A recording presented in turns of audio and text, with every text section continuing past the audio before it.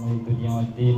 Wassallallahu ala sayyidina Muhammadin khatamin nabiyyin wa ala alihi wa sahbihi ajma'in. Rabbi shrah li sadri wa yassir li amri wahlul 'uqdatam min lisani yafqahu qawli. Amma ba'du.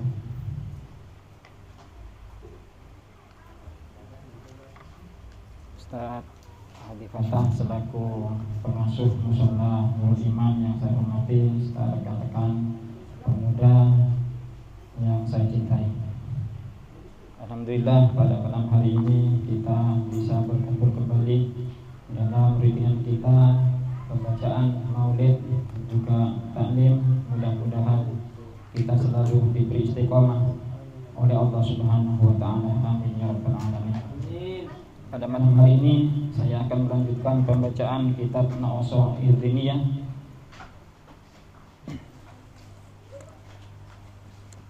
Wa qauluhu ta'ala, dan firman-Nya Allah Subhanahu wa taala, wa dzkuru ni'matallahi 'alaikum, dan ingat-ingatlah oleh kalian nikmatallahi 'alaikum, nikmat-nikmatnya Allah kepada kamu.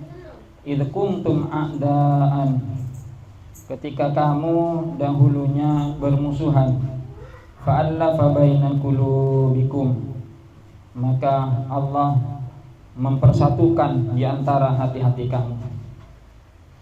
Ayat yang barusan saya baca adalah amrun bisyukrihi ta'ala ala nikmatil ulfati.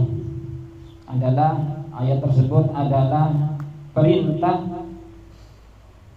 agar kita bersyukur kepada Allah Subhanahu wa taala atas nikmatnya persatuan. Jadi dahulu orang Arab itu suka bermusuhan, suka bercerai-berai, ya, suka berperang. Jadi mereka tiap hari kerjanya hanya berperang, membunuh. Maka Allah ingatkan kepada mereka bahwa dahulunya mereka seperti itu, suka berperang. Jadi Allah mengingatkan agar bersyukur atas karunia Allah yang berupa persatuan. Allati an'ama Allahu biha 'alaihim, yang Allah telah memberikan nikmat persatuan itu kepada mereka. Ba'dal adawati syadidati, setelah permusuhan mereka yang sangat. Allati kanat bainal Aus wal Khazraj, yang adanya mereka dahulu yang saling bermusuhan itu adalah kaum Aus dan kaum Khazraj. Jadi mereka hidup di Madinah, yaitu di Madinah itu dahulunya ada dua kelompok, yaitu kelompok Aus dan kelompok Al-Khazraj, yang mereka itu ya suka berperang. Cuma pada waktu itu sebelum Nabi datang ke Madinah, mereka hanya kerjanya suka berperang. Jadi Allah mengingatkan hal itu.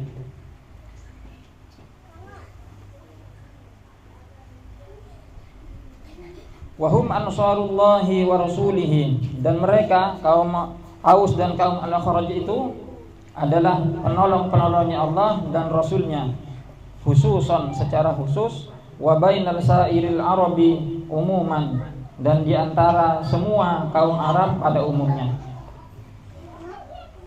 Fa innahum innama kanu yaqtuluna, maka sesungguhnya mereka itu dahulunya adalah suka membunuh, wayatanahabuna, dan mereka itu suka merampok, wayakulu ba'duhum ba'dah, dan mereka itu suka memakan hartanya sebagian yang lain, hatta ba'athallahu fihim rasulahu, sehingga Allah mengutus kepada mereka utusannya, yaitu Nabi Muhammad sallallahu alaihi wasallam. Jadi begitu keadaan orang-orang Madinah sebelum Rasulullah datang ke Madinah itu. Jadi suka membunuh, suka berperang, suka merampok, suka suka suka memakan harta bendanya orang lain, jadi parah ya. Ya, kalau kita kaitkan dengan keadaan kita di Indonesia ya sama ya. Dahulunya kita Indonesia ini bercerai-berai. Kita tidak seperti yang sekarang ini dalam satu kesatuan NKRI, tidak. Jadi mereka dahulunya kerajaan-kerajaan, yang mana kerajaan yang besar merebut kerajaan yang kecil, mana yang kuat dia yang mana yang berkuasa. Itu dulu kita ya. Maka harus diakui kalau apa yang kita rasakan sekarang ini itu merupakan karunia dari Allah Subhanahu wa taala. Kalau kita seandainya hidup pada zaman dahulu ya tidak seperti ini. Ya seperti yang ada di kitab ini, saling berperang, saling bermusuhan, saling memakan harta, saling merampok. Nah, itu sudah. Jadi keadaan kita ya tidak jauh beda dengan keadaan orang-orang Madinah pada zaman dahulu. Ya untungnya Allah mengirimkan para wali yang disebut dengan wali songo sehingga kita bisa mengenal agama Islam ini. Ini adalah karunia Allah yang besar kepada kita, yang harus kita syukuri. Jadi kalau orang bersyukur kepada Allah, maka insya Allah orang itu tidak akan menjadi sombong, tidak akan menjadi sombong. Tapi kalau sudah kita tidak mengakui karunia Allah, maka biasanya orang itu akan menjadi sombong dan kelewat batas.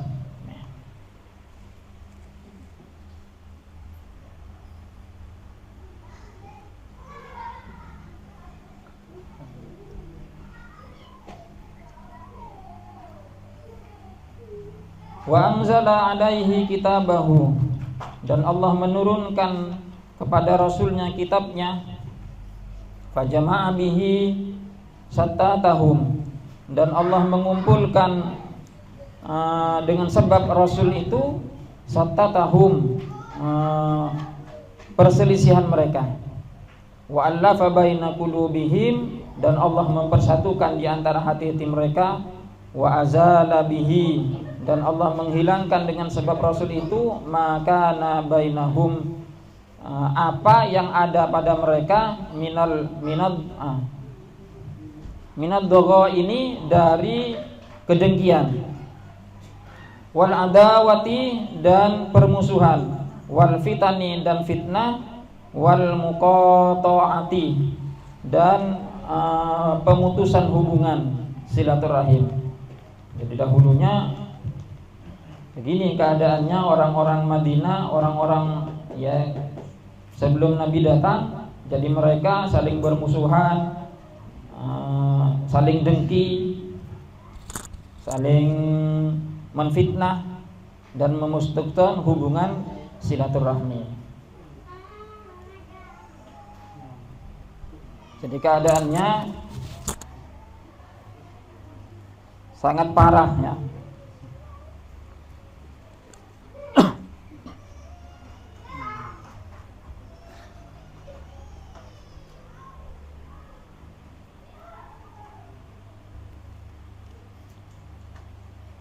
Fa asbahu bi ni'matihi ikhwanan, maka mereka menjadi dengan nikmatnya Allah ikhwanan, sebagai saudara.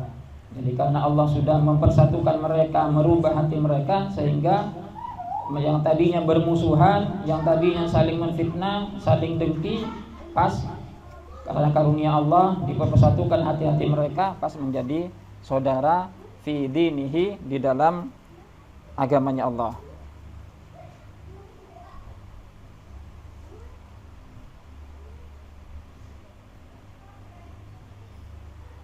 Mata tak Fatihah, oke.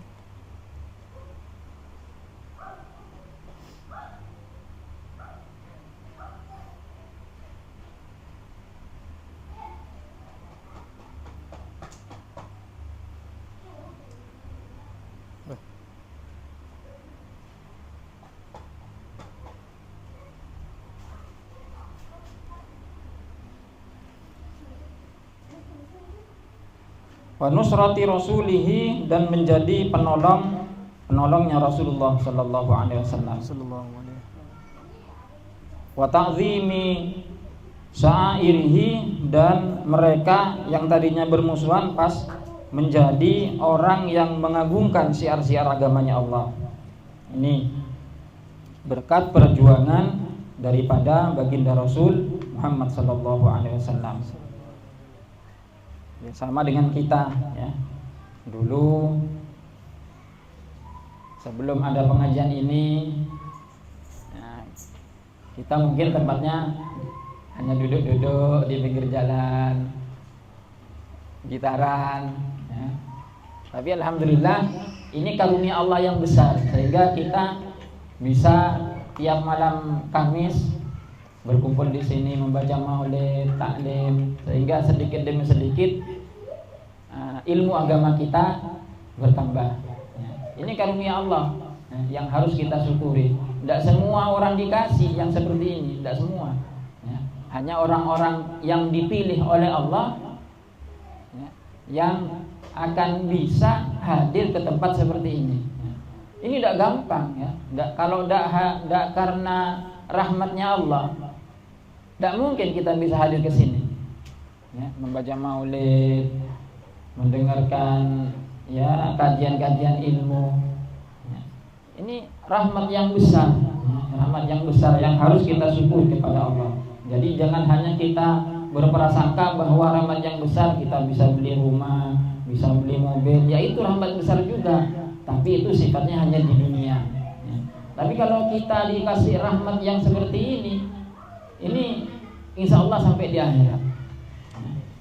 Sampai di akhirat.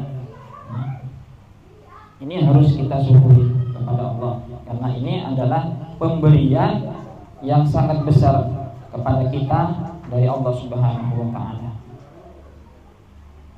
Wa qad dzakarallahu ta'ala dzalika fi ma'ridil imtinan, dan sungguh telah menyebutkan Allah Subhanahu wa taala dzalika,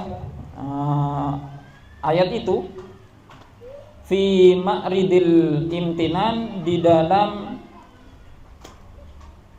memperlihatkan karunia-karunia Allah ala rasulihi alaihi salam, atas rasulnya alaihi salam, fi qaulihi ta'ala, di dalam firman-Nya Allah Subhanahu wa taala, huwallazi ayyadaka binasrihi wal mu'minin, Dia Allah yang telah menguatkan kamu binasrihi, dengan sebab pertolongannya Allah, wabil mu'minin, dan dengan orang-orang yang beriman. Jadi Allah mengingatkan Rasul bahwa yang menguatkan Nabi sehingga Nabi bisa berhasil berdakwah itu adalah berkat pertolongannya Allah, bukan karena kehebatannya Nabi. Ini Nabi saja seperti diingatkan seperti itu, apalagi seperti kita. Jadi kita bisa seperti ini, bisa duduk di sini, ini bukan karena kehebatan kita, bukan. Ya. Tapi ini karunia dari Allah. Ya. Wa allafa baina qulubihim, dan Allah mempersatukan di antara hati-hati mereka. Lau anfaqta ma fil ardi jami'an, katanya Allah, seandainya engkau Muhammad meninfakkan ma fil ardi jami'an, apa yang ada di bumi semuanya, ma allafta baina qulubihim, maka kamu tidak akan bisa mempersatukan hati-hati mereka. Jadi dakwanya Nabi seperti itu. Nabi dulu kan kaya ya, Nabi itu kaya. Kekayaannya dari mana? Dari istrinya Siti Khadijah. Jadi Siti Khadijah itu adalah seorang konglomerat pada saat ini. Beliau sangat kaya, konglomerat. Ya. Mungkin kalau seperti sekarang miliarder, bahkan triliunan kekayaannya Siti Khadijah itu. Tapi setelah menikah dengan Rasulullah, maka seluruh kekayaan beliau Siti Khadijah itu diberikan kepada Nabi Muhammad. Tapi ketika Nabi Muhammad sudah diangkat menjadi Rasul, maka kekayaan itu digunakan untuk berdakwah oleh Nabi Muhammad. Jadi kalau ada orang yang diajak oleh umat Nabi Muhammad, ayo kamu masuk Islam, ya, bahwa kamu menyembah Allah, karena sesungguhnya tidak ada Tuhan yang wajib disembah kecuali Allah. Pas mau diajak dia dikasih hadiah yang banyak, dikasih unta 100, dikasih kambing 1000. Begitu Nabi Muhammad ya. Dalam dakwanya itu tidak hanya dengan omongan, tapi kekayaannya digunakan, sehingga orang itu banyak tertarik gara-gara itu. Itu Nabi Muhammad.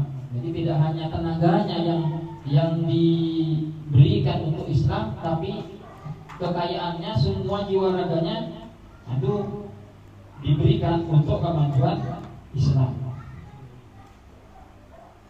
Katanya Allah, seandainya seluruh yang ada di bumi kamu infakkan untuk menyatukan hati-hati mereka, maka kamu tidak akan bisa. Jadi itu yang kamu dapat itu karunia dari Allah Subhanahu wa taala. Diingatkan oleh Allah Nabi Muhammad.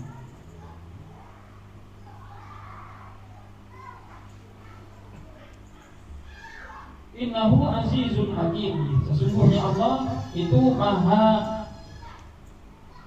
mulia dan maha bijaksana. Wa qad kanu min qabli ayyam Allah ilaihim rasulahu.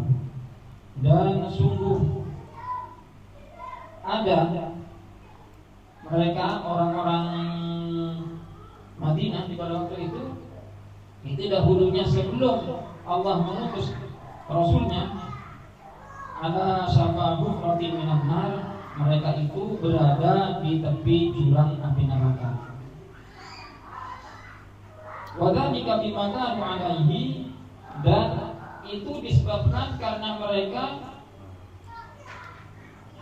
minal kufri billah, kufur kepada Allah Subhanahu wa taala.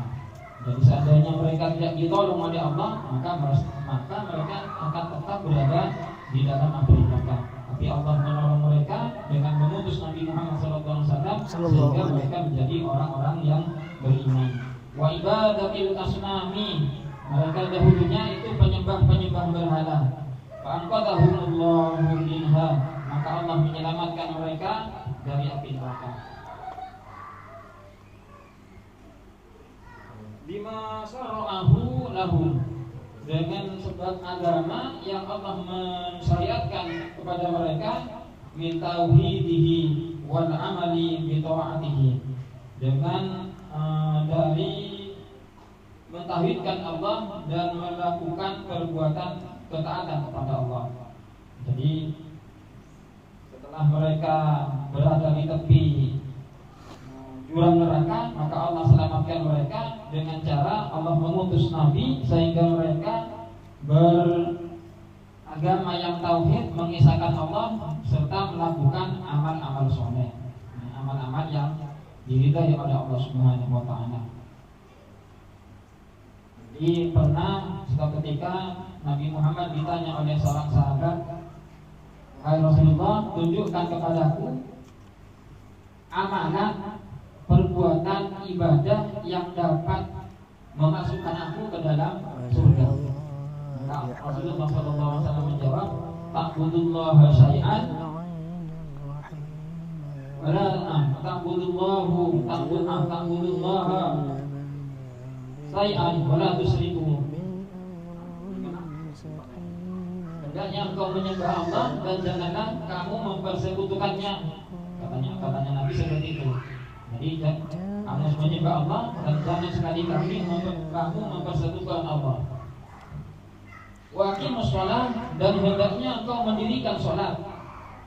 Wa atuz zakatal al-mafruḍah, dan hendaknya engkau menunaikan zakat. Wa tasumu Ramadan, dan hendaknya engkau berpuasa di bulan Ramadan. Jadi kalau yang tadi itu dikerjakan, maka engkau akan masuk surga, katanya Nabi. Jadi hendaknya engkau menyembah Allah dan jangan menyekutukan Allah, mendirikan sholat, membayar zakat, dan berpuasa di bulan Ramadan. Dan alhamdulillah kita semua baru saja selesai melaksanakan kewajiban kita di bulan Ramadan, yaitu berpuasa selama sebulan penuh. Mudah-mudahan puasa yang kita kerjakan di bulan Ramadan itu diterima Allah Subhanahu wa taala. Amin. Zakat kita diterima oleh Allah Subhanahu wa taala. Zakat fitrah itu tiap tahun. Tapi kalau zakat selainnya zakat fitrah seperti zakat profesi, jadi apa kamu misalnya, itu zakatnya bukan tiap tahun, tiap bagian, tiap bulan. Ya, jadi kalau kamu ada yang jadi PNS, itu zakatnya tiap bulan sebanyak 2,5. Jadi kalau 1 juta itu zakatnya cuma 25.000. Kalau 3 juta 75.000. Jadi sedikit. Yang Allah minta itu cuma sedikit. Ya. Tapi zakat itu bukan diambil Allah, tidak. Allah tidak butuh kepada harta. Ya. Ini semua punyanya Allah. Itu untuk kita sendiri nantinya akan dikembalikan, bahkan dengan Allah akan ditambah kalau kita menunaikan kewajiban-kewajiban kita. Ya. Kita kadang kebanyakan dari kita itu di sana eman untuk mengeluarkannya, ya. Banyak alasan. Mudah-mudahan apa yang kita kerjakan di selama bulan suci Ramadan itu semuanya diterima oleh Allah Subhanahu wa taala, sehingga kita keluar dari bulan Ramadan itu menjadi orang-orang yang bertakwa. Minimal keimanan kita dan ketakwaan kita kepada Allah bertambah baik dari sebelumnya. Terakhir, insya Allah beberapa hari lagi, insya Allah Jumat ini kita sudah akan memasuki bulan Dzulqa'dah, di mana bulan Dzulqa'dah ini juga termasuk Ashhurul Hurum, ya, Ashhurul Hurum. Jadi Ashhurul Hurum itu ada 4: Dzulqa'dah, Dzulhijjah, Muharram, Rajab. Jadi 3 bulan berturut-turut, Dzulqa'dah, Dzulhijjah, Muharram. Ini adalah bulan-bulan haram. Maka pergunakan bulan ini dengan sebaik-baiknya untuk memperbanyak ibadah kepada Allah, dan hindari dosa, karena berbuat dosa di 3 bulan ini itu dosanya dilipat gandakan juga oleh Allah.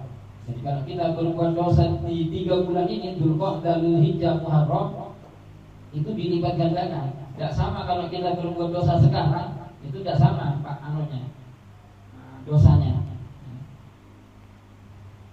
Dilipat gandakan oleh Allah. Begitu juga pahala satu kebaikan dilipat gandakan juga pada 3 bulan tersebut. Ya.